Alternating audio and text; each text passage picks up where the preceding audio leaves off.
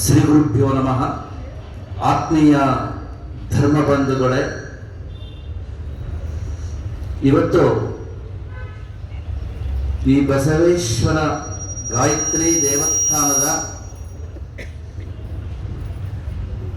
12ನೇ ವರ್ಷದ ವಾರ್ಷಿಕೋತ್ಸವದ ಒಂದು ಶುಭ ಸಂದರ್ಭದಲ್ಲಿ ನಾವೆಲ್ಲರೂ ಇಲ್ಲಿ ಸೇರಿದ್ದೇವೆ.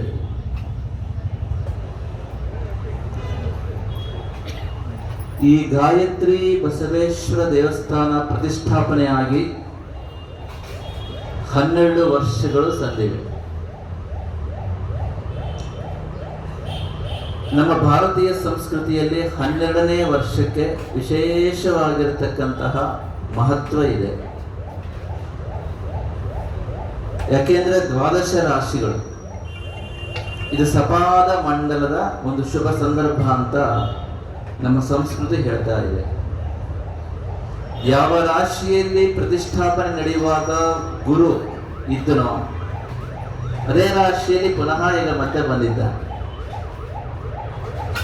ಆದ್ದರಿಂದ ಆ ಸಂದರ್ಭದಲ್ಲಿ ಪುನಃ ಈ ಬ್ರಹ್ಮ ಕುಂಭಾಭಿಷೇಕವನ್ನ ಮಾಡಿ ನಾವು ಭಗವಂತನಲ್ಲಿ ಪ್ರಾರ್ಥನೆ ಮಾಡಿಕೊಂಡ್ರೆ ಅಲ್ಲಿ ವಿಶೇಷವಾಗಿರ್ತಕ್ಕಂತಹ ಸಾನ್ನಿಧ್ಯ ಮತ್ತೆ ಜಾಗೃತವಾಗಿ ಎಲ್ಲ ಭಗವದ್ಭಕ್ತರಿಗೆ ಆ ಭಗವಂತನ ಪೂರ್ಣಾನುಗ್ರಹ ಸಿಗ್ತದೆ. ಆದ್ದರಿಂದ 12ನೇ ವರ್ಷದಲ್ಲಿ ವಿಶೇಷವಾಗಿರ್ತಕ್ಕಂತಹ ಬ್ರಹ್ಮ ಕುಂಭಾಭಿಷೇಕ ಮಾಡಬೇಕು ಎನ್ನುವುದು ಶಾಸ್ತ್ರದ ವಾಕ್ಯವಾಗಿದೆ. ಅದಕ್ಕೆ ಅನುಗುಣವಾಗಿ ಇವತ್ತು ನಮ್ಮ ರಾಘವೇಂದ್ರ ಉಪಾಧ್ಯಾಯರ ಒಂದು ಆಧ್ವರ್ಯದಲ್ಲಿ ಈ ಒಂದು ಧಾರ್ಮಿಕ ಕಾರ್ಯಕ್ರಮ ಈಗ ತಾನೇ ಸಾಂಗವಾಗಿ ಸಂಪನ್ನಗೊಂಡಿದೆ. ಈಗ ತಾನೇ ನಮ್ಮ ನಾಗರಾಜ್ ಹೇಳಿದ್ರು, ಪರಮಾತ್ಮನ ಅನುಗ್ರಹ ಎಲ್ಲರಿಗೂ ಬೇಕು, ಅವರು ಆ ಪರಮಾತ್ಮ ಅನುಗ್ರಹ ಪಡ್ಕೊಳ್ಳಿಕ್ಕೆ ಪೂರಕವಾಗಿ ನಾವು ಹೇಗೆ ಬಾಳಬೇಕು ಎನ್ನುವುದನ್ನ ತಿಳಿಸಬೇಕು ಅಂತ. ನಮ್ಮ ಶಾಸ್ತ್ರ ಹೇಳ್ತಾ ಇದೆ, ಭಗವಂತ ಹೇಳ್ತಾ ಇದ್ದಾನೆ, ದೈವಂ ಚೈವಾತ್ರ ಪಂಚಮಂ.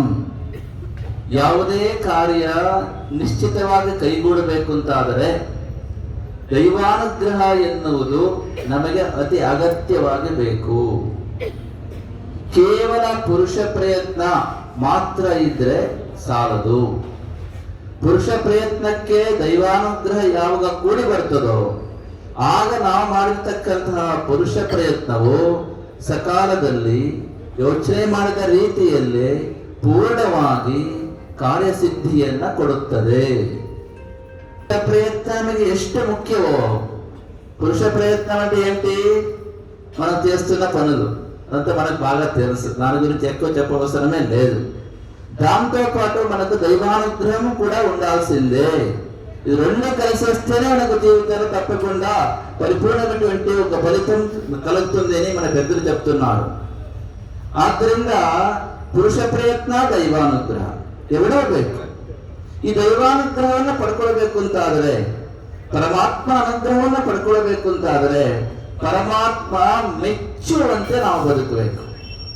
ಯಾಕೆ ದೈವಾನುಗ್ರಹ ಬೇಕು ಅಂತ ಕೇಳಿದ್ರೆ, ನಾವು ಮಾಡಿರ್ತಕ್ಕಂತಹ ಕರ್ಮಗಳಿಗೆ ಫಲವನ್ನ ಕೊಡ್ತಕ್ಕಂಥವನು ಪರಮಾತ್ಮ. ಆ ಫಲ ಯಾವ ರೀತಿ ಬೇಕಾದ್ರೆ ಇರಬಹುದು. ಕರ್ಮ ಅಂದ್ರೆ ಕೆಲಸ.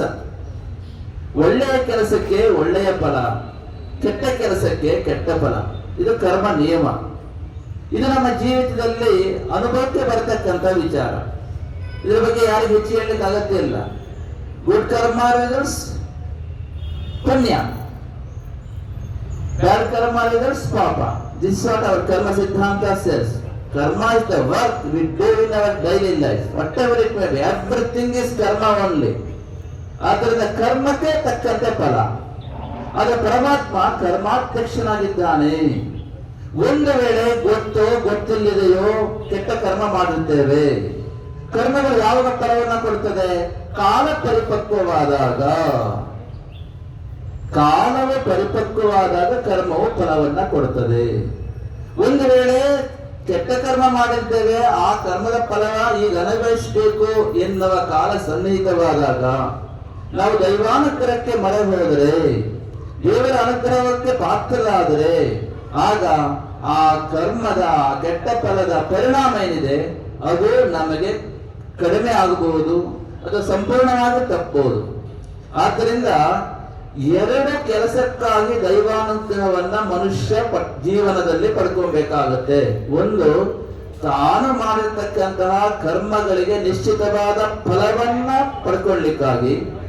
ಒಂದು ವೇಳೆ ಕೆಟ್ಟ ಕರ್ಮಗಳನ್ನ ಮಾಡಿದ್ರೂ ಕೂಡ ಕರ್ಮಾಧ್ಯಕ್ಷನಾಗಿರ್ತಕ್ಕಂತಹ ಭಗವಂತನ ಪ್ರೀತಿಗೆ ಪಾತ್ರರಾಗಿ ಆ ಒಂದು ಕೆಟ್ಟ ಕರ್ಮದ ಫಲವನ್ನ ತಪ್ಪಿಸಿಕೊಳ್ಳುವುದಕ್ಕಾಗಿ ಇದು ಒಂದಾದರೆ, ಇನ್ನೊಂದು ನಿತ್ಯವೂ ಪರಮಾತ್ಮನ ಸ್ಮರಣೆ ಮಾಡಿಕೊಂಡು ಮನಸ್ಸನ್ನ ಶುದ್ಧವಾಗಿಟ್ಟುಕೊಂಡು ಜೀವನದಲ್ಲಿ ನಾವೆಲ್ಲರೂ ಚೆನ್ನಾಗಿ ಬದುಕಬೇಕು ಅಂತಾದ್ರೆ, ಯಾಕೆ ಅಂತ ಕೇಳಿದ್ರೆ ಮನುಷ್ಯ ಚೆನ್ನಾಗಿ బతకಬೇಕು అంటాದ್ರೆ మనసు ಚೆನ್ನಾಗಿರಬೇಕು.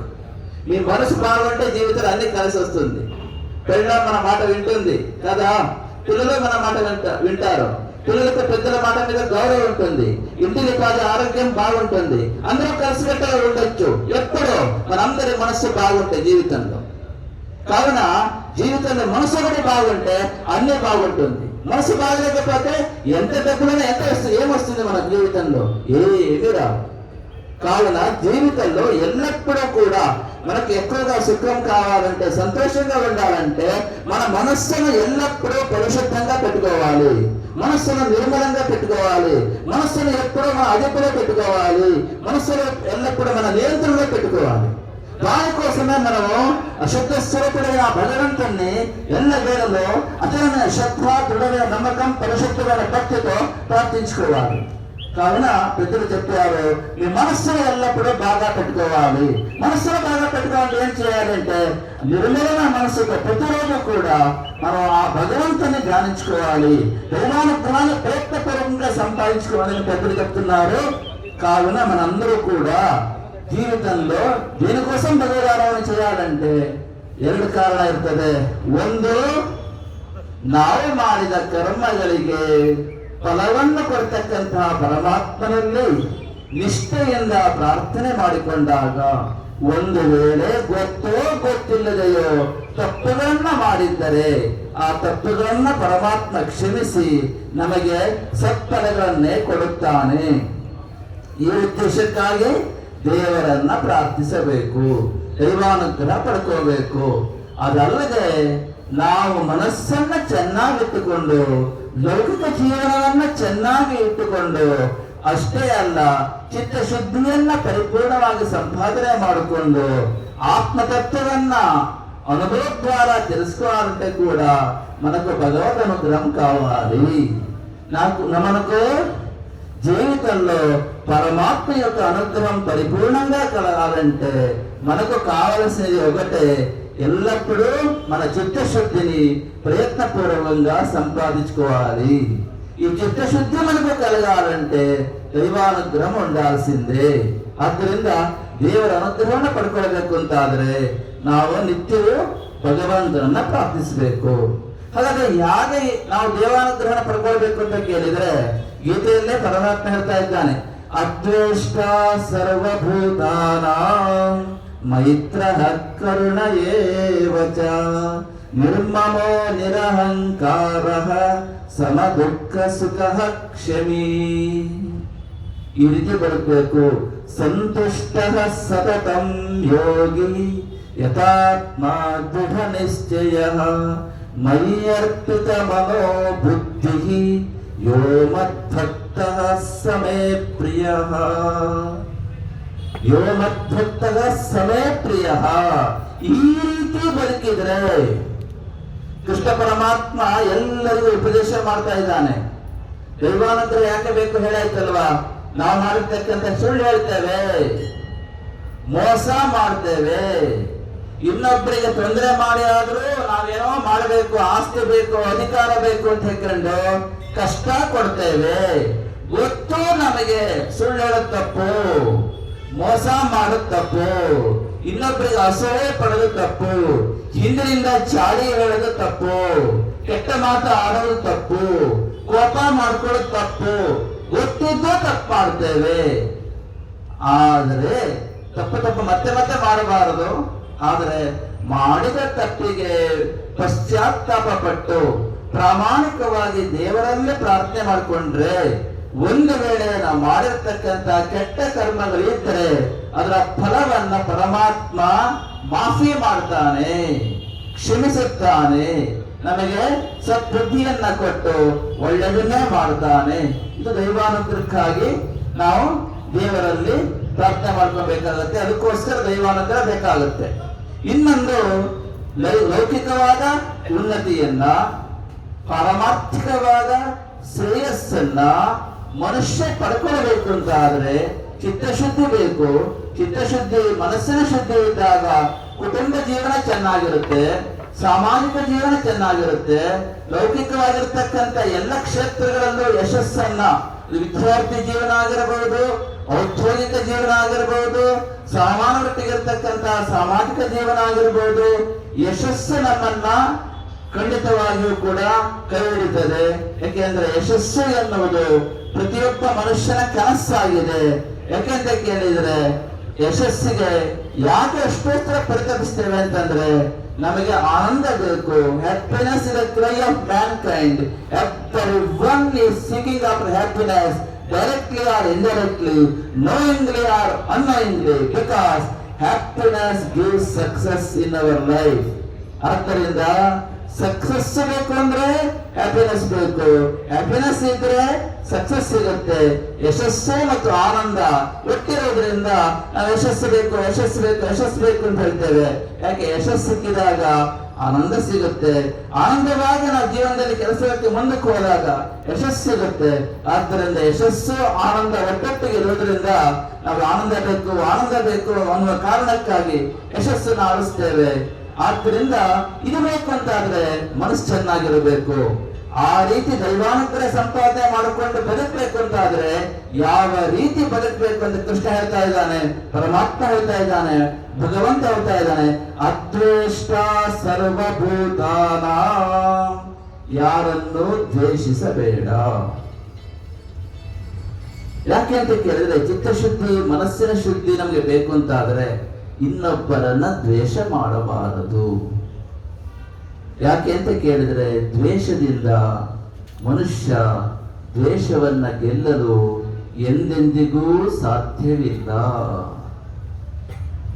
We never conquer hate through hate. Only through purest love we can definitely conquer hate. ದ್ವೇಷವನ್ನ ಕೇವಲ ಶುದ್ಧವಾದ ಪ್ರೀತಿಯಿಂದ ಮನುಷ್ಯನು ಗೆಲ್ಲಬಹುದು. ಇದು ಗೊತ್ತಿರಬೇಕು. ದ್ವೇಷವನ್ನ ದ್ವೇಷದಿಂದ ಗೆಲ್ಲಕ್ಕೆ ಆಗುವುದಿಲ್ಲ. ಅದಕ್ಕೆ ನೋಡಿ, ಬುದ್ಧನ ಬಗ್ಗೆ ನಾವು ತಿಳ್ಕೋಬೇಕು. ಭಗವಾನ್ ಬುದ್ಧ ಹೇಳ್ತಾ ಇದ್ದಾನೆ, ಭಗವಾನ್ ಬುದ್ಧನು ಸನಾತನ ಧರ್ಮದ ಬಗ್ಗೆ ಹೇಳ್ತಾನೆ. ನಹಿ ವೇರೇಣ ವೇರಾನಿ ಸಂಬಂಧಿ ಕದಾಚರನ್ ಅವೇರೇಣ ಸಂಬಂಧಿ ಏಷ ಧರ್ಮೋ ಸನಾತನೋ. ಇದು ಪಾಲಿ ಭಾಷೆಯಲ್ಲಿರ್ತಕ್ಕಂಥದ್ದು, ಸಂಸ್ಕೃತ ಅಲ್ಲ. ಏನ್ ಹೇಳ್ತಾ ಇದ್ದಾನೆ? ಬುದ್ಧನ ಹೇಳ್ತಾ ಇದ್ದಾನೆ, ಸನಾತನ ಧರ್ಮ ಅಂದ್ರೆ ಯಾವುದು? ಈಗ ಬುದ್ಧನ ಮೂಲ ಸನಾತನ ಧರ್ಮವೇ. 39 ವರ್ಷದವರೆಗೆ ಬುದ್ಧ ಸನಾತನ ಧರ್ಮದಲ್ಲೇ ಇದ್ದ. ಬುದ್ಧ ಬೇರೆ ಅಲ್ಲ. ನಮ್ಮನೆ ವಿಷ್ಣುವಿನ 9ನೇ ಅವತಾರವೇ ಬುದ್ಧ. ಅದರ ಅನುಮಾನವೇ ಇಲ್ಲ. ಪ್ರಪಂಚದ ಯಾರಿಗೆ ಅನುಮಾನ ಇದ್ರೆ ಬನ್ನಿ, ನಾವು ಹೇಳ್ತೇವೆ. ಬುದ್ಧನ ಬಗ್ಗೆ ಯಾರು ಅನುಮಾನ ಪಡಬಾರದು. ಗೌತಮ ಬುದ್ಧನೇ ಮಹಾವಿಷ್ಣುವಿನ 9ನೇ ಅವತಾರ. ಮಧ್ವಾಚಾರ್ಯರು ಕೂಡ ಅದನ್ನು ತುಂಬಾ ಸರಿಯಾಗಿ ಒತ್ತುಕೊಂಡಿದ್ದಾರೆ. ಜಯದೇವರು ಒತ್ತುಕೊಂಡಿದ್ದಾರೆ, ಲಿಂಗಾರ್ಕರು ಒತ್ತುಕೊಂಡಿದ್ದಾರೆ. ಮಹಾಭಾಗವತ ಹೇಳ್ತಾ ಇದೆ, ತತಕ್ಕಲೋ ಸಂಪ್ರವೃತ್ತೆ ಸಂಮೋಹಾಯ ಸುರದ್ವಿಷ ಬುದ್ಧೋ ನಾಮ್ನಾಂಜನಸ್ಸುತಃ ಕೀಕಟೇಶು ಭವಿಷ್ಯತಿ ಅಂತ ಸ್ಪಷ್ಟವಾಗಿ ಭಾಗವತ ಹೇಳ್ತಾ ಇದೆ. ಕೀಕಟ ಅಂದ್ರೆ ಈಗಿನ ಲುಂಬಣಿ, ಬಿಹಾರದ ದಕ್ಷಿಣ ದೇಶ. ಸ್ಪಷ್ಟವಾಗಿ ಭಾಗವತ ಹೇಳ್ತಾ ಇದೆ. ಬುದ್ಧ ಭಗವಾನ್ ಎಲ್ಲ ನಾವು ಒಪ್ಕೊಳ್ತಾ ಇರಲಿಲ್ಲ. ಯಾಕೆ ಗೊತ್ತುಂಟ? ವೇದ ಒಪ್ಕೊಂಡಿಲ್ಲ ಬುದ್ಧ. ವೇದ ಒಪ್ಕೊಂಡಿಲ್ಲ ಅಂತ ಹೇಳ್ಕೊಂಡು ಬುದ್ಧನ ಬಗ್ಗೆ ನಾವು ಯಾರು ಕೂಡ ಕಡಿಮೆ ಮಾತಾಡಬಾರದು. Buddha is Buddha only. ಅದಕ್ಕೆ ಮಧ್ವಾಚಾರ್ಯರು ಒಪ್ಕೊಂಡ್ರು. ದಶಾವತಾರ ಶ್ಲೋಕದಲ್ಲಿ ಬುದ್ಧನ ಹಾಡಿ ಹೊಗಳಿದ್ದಾರೆ ಅಲ್ವಾ? ಆತನ ತಿಳ್ಕೊಳ್ಬೇಕು. ಆತ ಬುದ್ಧ ಹೇಳ್ತಾ ಇದ್ದಾನೆ, ಸನಾತನ ಧರ್ಮದ ಲಕ್ಷಣ ಏನು? ನಮಿ ವೇರೇಣ ವೇರಾನಿ ಸಂಬಂಧೀತ ಕದಾಚನನ್ ಅವೇರೇನ ಚ ಸಂಬಂಧಿ ಏಷ ಬ್ರಹ್ಮೋ ಸನಾತನೋ. ದ್ವೇಷವನ್ನ ದ್ವೇಷದಿಂದ ಗೆಲ್ಲಲಿಕ್ಕೆ ಆಗುವುದಿಲ್ಲ. ದ್ವೇಷವನ್ನ ಶುದ್ಧವಾದ ಪ್ರೀತಿಯಿಂದಲೇ ಗೆಲ್ಲಬೇಕು ಅಂತ ಯಾರು ಹೇಳುತ್ತಾರೋ ಅವರು ಸನಾತನ ಧರ್ಮಿಗಳು. ಯಾರು ಹೇಳಿದ್ದು? ಭಗವಾನ್ ಬುದ್ಧ ಹೇಳಿದ್ದು. ಆದ್ದರಿಂದ ಅದಕ್ಕೆ ಕೃಷ್ಣ ಇದು ಎಲ್ಲಿಂದ ಬಂತಿದು? ಎಲ್ಲಿಂದ ಬಂತು ಅಂದ್ರೆ ಭಗವಾನ್ ಶ್ರೀಕೃಷ್ಣ ಏನ್ ಹೇಳಿದಾನೆ? ಅದ್ವೇಷ್ಟ ಸರ್ವಭೂತಾನ. 5138 ವರ್ಷಗಳ ಹಿಂದೆ ಅಂದ್ರೆ ಕ್ರಿಸ್ತಪೂರ್ವ 31-38ರಲ್ಲಿ, ಅಂದ್ರೆ ಈಗ ಎಷ್ಟಾಯ್ತು? 5162 ವರ್ಷ ಆಯ್ತು. ಆ 5162 ವರ್ಷಗಳ ಹಿಂದೆ ಕೃಷ್ಣ ಪರಮಾತ್ಮ ಜಗತ್ತಿಗೆ ಭಗವದ್ಗೀತೆಯನ್ನು ಬೋಧನೆ ಮಾಡಿದ್ದಾನೆ. ಅವ್ರು ಹೇಳ್ತಾ ಇದ್ದಾನೆ, ಅದ್ವೇಷ್ಟ ಸರ್ವಭೂತಾನ. ದೇವರ ಅನುಗ್ರಹಕ್ಕೆ ಪಾತ್ರರಾಗಬೇಕಾದರೆ ಮನುಷ್ಯ ಯಾರನ್ನು ದ್ವೇಷಿಸಬಾರದು. ಅದನ್ನೇ ಮತ್ತೆ ಪುನಃ 2000 ವರ್ಷಗಳ ನಂತರ ಬುದ್ಧ ಹೇಳ್ತಾ ಇದ್ದಾನೆ, ನಹಿ ವೇರೇನ ವೇರಾನಿ ಸಂಬಂಧಿ ಕದಾಚನನ್ ಅವೇರೇನ ಸಂಬಂಧಿ ಏಷ ಧಮ್ಮೋ ಸನಾತನೋ. This is what Buddha says after 2000 years. Krishna ಏನ್ ಹೇಳಿದ್ದಾನೆ ಅದನ್ನ 2000 ವರ್ಷಗಳ ನಂತರ ಬುದ್ಧ ಹೇಳ್ತಾ ಇದ್ದಾನೆ, ಅದ್ವೇಷ್ಟ ಸರ್ವಭೂತಾನಾಂ ಮೈತ್ರ ಕರುಣ ಏವಚ. ಎಲ್ಲರನ್ನೂ ಪ್ರೀತಿಸಬೇಕು. ఎందుకు అందరినీ ప్రేమించాలి? భగవంతుడు అందరిలో సమానంగా నెలకొని ఉన్నాడు. ఈశ్వర సర్వభూతానాం రుక్తేశే అర్జున తిష్టతి. భగవంతుడు మనందరిలో కూడా సమానముగా నెలకొని ఉన్నాడు. అట్టి పరమాత్ముడికి పేదవాడు శ్రీమంతుడు, ఈ వర్గం వాడు కిందటి వర్గం వాడు, పై వర్గం వాడు, ధనికుడు పేదవాడు, లేదంటే విద్యావంతుడు అవిద్యావంతుడు, ఇటు భేదభావాలు కించిత్తూ ఉండవు. కావున భగవంతుడు అందరిలో సమానముగా నెలకొని ఉన్నాడు. అట్టి పరమాత్ముడి యొక్క అనుగ్రహాన్ని మన జీవితంలో సంపాదించుకోవాలంటే మనం ఏం చేయాలి అంటే అచలమైన శ్రద్ధ, దృఢమైన నమ్మకం, పరిశుద్ధమైన భక్తితో ప్రతిరోజు కూడా మన భగవంతుణ్ణి ఆరాధించాలి. కావున ఎటువంటి భేదభావం లేకుండా మనందరిలో పరమాత్ముడు ఒకే పరమాత్ముడు సమానంగా నెలకొని ఉన్నాడు. కాబట్టి మనందరూ కూడా కలిసి ఉండాలి, మనకు తత్వం తెలిసి ఉండాలి.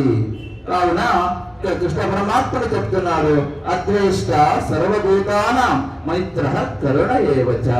ಯಾರನ್ನೋ ದ್ವೇಷಿಸಬೇಡ, ಎಲ್ಲರನ್ನೂ ಪ್ರೀತಿಸಿ. You should love everyone, each and everyone is entire world without any reason, because purest love is God. Such love be equally upon all human beings. This is what Krishna says.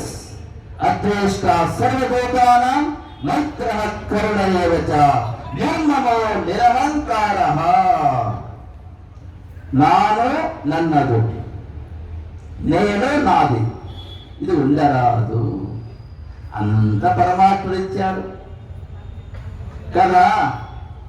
Kotendra Reddy గారు నవ్వుతున్నారు, ఆయన తెలుసు, మంచి మనస్సు ఆయనది తెలుసు, అన్నీ అండి, కానీ తెలుసు అని అంత పరమాత్ముడు ఇచ్చాడు చూసుకుంటాడు అంతే. కావున మనం అలా ఉండాలి, అందరికి కుదరదు. ಇಲ್ಲಿ ಶಾಸ್ತ್ರ ಹೇಳ್ತಾ ಇದೆ, ನಿರ್ಮಮೋ ನಿರಹಂಕಾರ. ಅಹಂಕಾರ ಇರಬಾರದು. Everything is impermanent in this world, nothing is permanent, nothing is eternal. ఏది కూడా ఈ జగత్తులో శాశ్వతము కాదు. కావున ఉన్నంత వరకు మనం ఏం చేయాలి? ప్రతిరోజు భగవంతుని ధ్యానిస్తూ ఆ మనస్సును ఎల్లప్పుడూ పరిశుద్ధంగా పెట్టుకొని మంచిగా ఆలోచిస్తూ, మంచిగా మాట్లాడుతూ, మంచి పనే చేస్తూ మన జీవితాన్ని గడపాలి. పెద్దలు చెప్తున్నారు, అద్వేష్ట సర్వభూతానాం మైత్ర ಕರುಣ ಏವಚ. ಎಲ್ಲರೂ ಮಿತ್ರನಾಗಿರು, ಪ್ರೀತಿಸು. ಮನೆಯನ್ನ ಪ್ರೀತಿಸಬೇಕು, ಹೊರಗಿಂದ ಬಿಟ್ಟುಬಿಡಿ. ಫಸ್ಟ್ ನೀವೇನ್ ಮಾಡಬೇಕು? ನಿಮ್ಮ ಮನೆಯಲ್ಲಿ ಅಪ್ಪ ಅಮ್ಮನ್ನ ಪ್ರೀತಿಸಿ, ನಿಮ್ಮ ಮನೆಯಲ್ಲಿ ಗಂಡ ಹೆಂಡತಿಯನ್ನ ಪ್ರೀತಿಸಿ, ನಿಮ್ಮ ಮನೆಯಲ್ಲಿ ಮಕ್ಕಳನ್ನ ಮೊಮ್ಮಕ್ಕಳನ್ನ ಪ್ರೀತಿಸಿ, ನಿಮ್ಮ ಮನೆಯಲ್ಲಿ ಅಜ್ಜ ಅಜ್ಜಿಯನ್ನ ಪ್ರೀತಿಸಿ. ಪ್ರೀತಿನೇ ಇಲ್ಲ ಅಂತ ಆದ್ರೆ ಪರಮಾತ್ಮ ಏನು ನಿಮಗೆ ಅನುಗ್ರಹ ಮಾಡ್ತಾನೆ? ಪರಮಾತ್ಮನ ಕರುಣೆಗೆ ಪಾತ್ರ ಆಗಬೇಕು ಅಂದ್ರೆ ಎಲ್ಲರನ್ನೂ ಪ್ರೀತಿಸಬೇಕು. ನಮ್ಮ ಮನಸ್ಸು ಆಕಾಶದಷ್ಟು ವಿಶಾಲವಾಗಿರ್ಬೇಕು. ಆದ್ದರಿಂದ ನಾವು ಹೇಳ್ತಿರ್ತೇವೆ, ಭಕ್ತಿ ಮನದಲ್ಲಿರದೆ ಭಗವಂತನೆನ್ನುತ್ತಲೇ ಮೂರ್ಛದವ ಸತ್ತಿದರು ಮುಕ್ಕಣ್ಣನೊಲಿಯುವನೇ. ಭಕ್ತಿ ಮನದಲ್ಲಿರದೆ ಭಗವಂತನೆನ್ನುತ್ತಲೇ ಮೂರ್ಛದವ ಸತ್ತಿದರು ಮುಕ್ಕಣ್ಣನೊಲಿಯುವನೇ. ಮುಟ್ಟಿಗಾಗದ ಮಗನು ಒಬ್ಬರಿಗೆ ಎಲ್ಲಿದ್ದರು, ಮುಟ್ಟಿಗಾಗದ ಮಗನು ಒಬ್ಬರಿಗೆ ಎಲ್ಲಿದ್ದರು ಜಗದಪ್ಪನೊಪ್ಪವನೇ ಸಚ್ಚಿದಾನಂದ. ಜಗದಪ್ಪನೊಪ್ಪವನೇ ಸಚ್ಚಿದಾನಂದ. ಭಕ್ತಿ ಮನದಲ್ಲಿರದೆ ಭಗವಂತನೆನ್ನುತ್ತಲೇ ಮೂರ್ಛದವ ಸತ್ತಿದರು ಮುಕ್ಕಣ್ಣನೊಲಿಯುವನೇ. ಭಕ್ತಿ ಇಲ್ಲ ಅಂತಾದ್ರೆ ಅಡುಗೆ ಮಾಡತಕ್ಕಂಥ ಎಲ್ಲ ಕ್ರಿಯೆಗಳು ಯಾಂತ್ರಿಕವಾಗಿರ್ತದೆ. ಆದ್ದರಿಂದ ಭಗವಂತನ ಅನುಗ್ರಹ ಪಡ್ಕೊಳ್ಳಿಕ್ಕೆ ಆಗುದಿಲ್ಲ. ಅಷ್ಟೇ ಅಲ್ಲ, ತಂದೆ ತಾಯಿಗಳು ನಾವು ಪಿತೃಋಣವನ್ನು ಹೊಂದಿರುತ್ತೇವೆ. ಪಿತೃಋಣವನ್ನು ತೀರಿಸಬೇಕು ಅಂತ ಆದ್ರೆ ತಂದೆ ತಾಯಿಗಳು ಮಾತೃದೇವೋ ಭವ ಪಿತೃದೇವೋ ಭವ, ಇದು ಭಾರತೀಯ ಸಂಸ್ಕೃತಿ. ತಂದೆ ತಾಯಿಗಳನ್ನ ನೋಡ್ಕೊಳ್ಳುವುದಿಲ್ಲ, ಹೊರಗೆ ಬಂದು ಊರಿನಲ್ಲಿ ಸೇವೆ ಮಾಡುವುದು, ದೇವರ ಸೇವೆ ಮಾಡುವುದು ಮಾಡಿದರೆ ದೇವರಿಗೆ ಇಷ್ಟ ಆಗುವುದಿಲ್ಲ.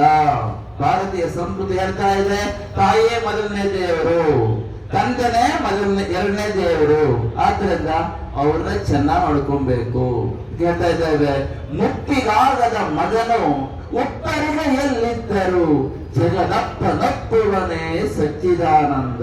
ಎಷ್ಟೇ ಎತ್ತರದಲ್ಲಿರಬಹುದು, ಒಬ್ಬರಿಗೆ ಎತ್ತರ, ಮಗ ಎಷ್ಟೇ ಎತ್ತರದಲ್ಲಿರಬಹುದು, ವಿದ್ಯೆಯಲ್ಲಿ, ಐಶ್ವರ್ಯದಲ್ಲಿ, ಆ ಒಂದು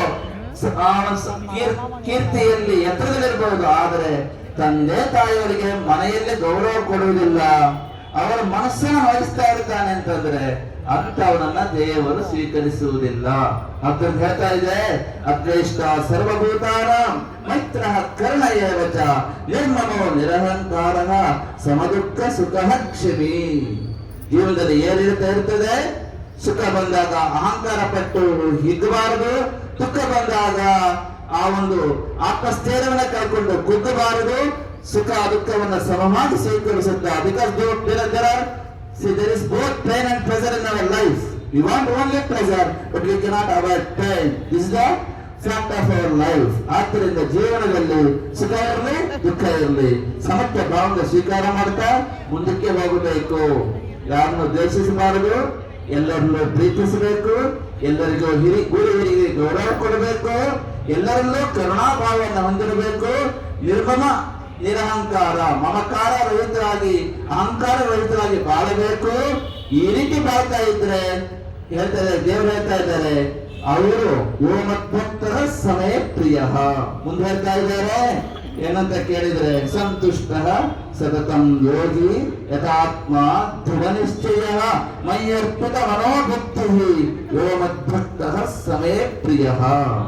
ಯಾರು ಸಂತುಷ್ಟನಾಗಿರುತ್ತಾನೋ, ಹೀಗೆ ಎಲ್ಲ ಹೇಳ್ತಾ ಆಗಿದೆ, ಯಾರು ಯಾರನ್ನೂ ದ್ವೇಷಿಸುವುದಿಲ್ಲವೋ, ಯಾರು ಎಲ್ಲರನ್ನೂ ಪ್ರೀತಿಸುತ್ತಾನೋ, ಎಲ್ಲ ಮಾನವರನ್ನು ಸಮಾನವಾಗಿ ನೋಡುತ್ತಾನೋ, ಯಾವುದೇ ರೀತಿಯ ಭೇದ ಭಾವವನ್ನು ಯಾರು ಮಾಡುವುದಿಲ್ಲವೋ, ಯಾರು ಜಾತಿ ಭೇದವನ್ನು ಮಾಡುವುದಿಲ್ಲವೋ, ಯಾರು ವಿದ್ಯೆ ಭೇದವನ್ನು ಮಾಡುವುದಿಲ್ಲವೋ, ಯಾರು ವಯಸ್ಸಿನ ಭೇದವನ್ನು ಮಾಡುವುದಿಲ್ಲವೋ, ಯಾರು ಮಾನವತ್ವವನ್ನು ಪರಿಪೂರ್ಣವಾಗಿ ಮೈಗೂಡಿಸಿಕೊಂಡಿರುತ್ತಾನೋ, ಯಾರು ಅಹಂಕಾರ ರಹಿತನಾಗಿರುತ್ತಾನೋ, ಯಾರು ಮಮಕಾರ ರಹಿತನಾಗಿರುತ್ತಾನೋ, ಯಾರು ಸತತವಾಗಿ ಸಮದುಃಖವನ್ನು ಸಮಾನವಾಗಿ ಸ್ವೀಕರಿಸ್ತಾ ಇರುತ್ತಾನೋ, ಯಾವ ನಿತ್ಯ ಸಂತುಷ್ಟನಾಗಿರುತ್ತಾನೋ, ಯಾರು ನಿಶ್ಚಲವಾಗಿರ್ತಕ್ಕಂಥ ಪರಮಾತ್ಮನಲ್ಲಿ ಮನಸ್ಸನ್ನು ಇಟ್ಟಿರುತ್ತಾನೋ, ಯಾರು ತನ್ನ ಮನಸ್ಸನ್ನು, ತನ್ನ ದೇಹವನ್ನು, ಇಂದ್ರಿಯಗಳನ್ನು, ಮನಸ್ಸನ್ನು, ಬುದ್ಧಿಯನ್ನು, ಅಹಂಕಾರವನ್ನು, ಚಿತ್ತವನ್ನು ಪ್ರಾಣವನ್ನು ಬಿಡುತ್ತಾ ಇರತಕ್ಕಂತಹ ಪರಮಾತ್ಮನಲ್ಲಿ ನಿಶ್ಚಲವಾಗಿರ್ತಕ್ಕಂತಹ ಮನಸ್ಸನ್ನು ಲಯ ಮಾಡ್ಕೊಳ್ಳಿಕ್ಕೆ ಸಮರ್ಥನಾಗಿರುತ್ತಾನೋ